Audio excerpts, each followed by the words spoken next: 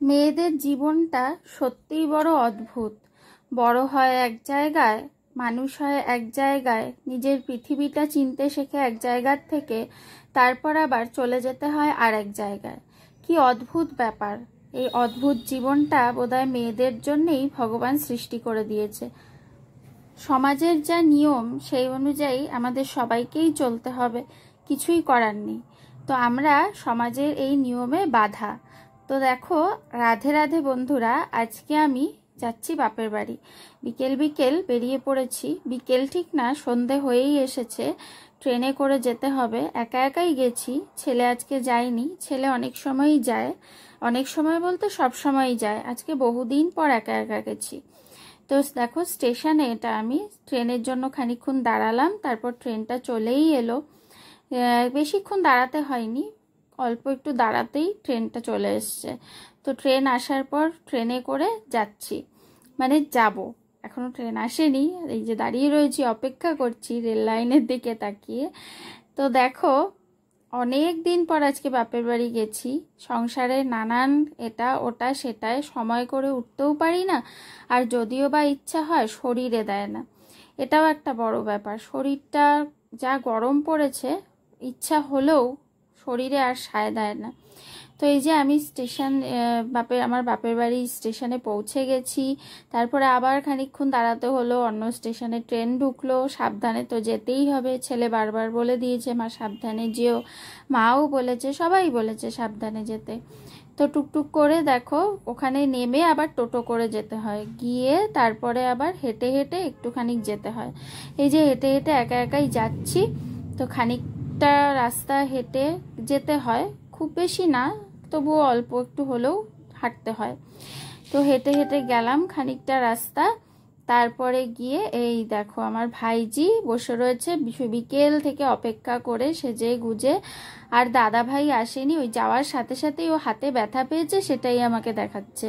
আর দাদা ভাই যায়নি বলে রেগে গেছে, ওর একটু রাগ হয়েছে যেহেতু দাদা ভাই যায়নি, ও একটু দাদা ভাইয়ের জন্যই অপেক্ষা করছিল। তো যাই হোক, খানিকক্ষণ ধরে ওর একটু অভিমানটা ভাঙালাম, তারপরে গিয়ে ওর অভিমান ভাঙলো। আর ওর জন্য আমি এই যে চিপস খাবার এগুলো নিয়ে গেছি, ও এগুলো দেখে একটু আনন্দ পেলো। এই যে দেখো, ক্লিপ নিয়ে গেছি, ছোট ছোট ক্লিপগুলো ওর মা ওকে বেঁধে দিল, ও তাতে একটু খুশি হলো। এই দেখো, একটু ওর রাগ ঠাগ ভেঙেছে। তারপরে একটু ফটো ভিডিও এগুলো করলাম। আর এগুলোতে ওরও একটু ইন্টারেস্ট আছে, এখনকার ছেলেমেয়েরা এই ব্যাপারগুলো সবই বোঝে, ওরা বোঝে না বল এগুলো এমনটা নয়, ফটো বলো ভিডিও বলো ওরা সবই বোঝে। তারপর এই যে ওর বাবা ওকে একটা খেলনা এনে দিয়েছে, মানে আমার ভাই, এই খেলনাটা দিয়েও খেলে খেলে আমাকে একটু দেখালো। এগুলো ছোটদের আনন্দ, যে আরও যেহেতু অনেক দিন পরে যাই, অনেক দিন পরে পরে, সেই কারণে আরও একটু গেলে খুশি হয়। অল্প সময়ের জন্যেই গেছি, তাহলেও গেছি, বেশ ভালোই লাগলো। এই দেখো কি সুন্দর খেলছে আর কত কথাই বলছে। তো একটু ওর মা নেওটা, ওর মায়ের পেছনে একটু বেশি ঘোরে, মাকে একটু বেশি ভালোবাসে যেহেতু সারাক্ষণ মায়ের সাথেই থাকে। আর এই দেখো, গরমের মধ্যে নিচে ঠিচে বসে সে মানে একাকার কাণ্ড। আর ও খুব দুষ্টু, খুব দুষ্টু, আগেও ওর ভিডিও দেখিয়েছি। আর আমার ভাই কি সুন্দর একটা মাছের অ্যাকোরিয়াম করেছে, বেশ দেখতে ভালোই লাগছে, সুন্দর সুন্দর মাছ রেখেছে এর মধ্যে, দেখো তোমাদেরকেও দেখালাম, বেশ ভালোই লাগছে অ্যাকোরিয়ামটা দেখতে। কালারিং মাছগুলো দেখতে অ্যাকোরিয়ামে বেশ সুন্দর লাগে।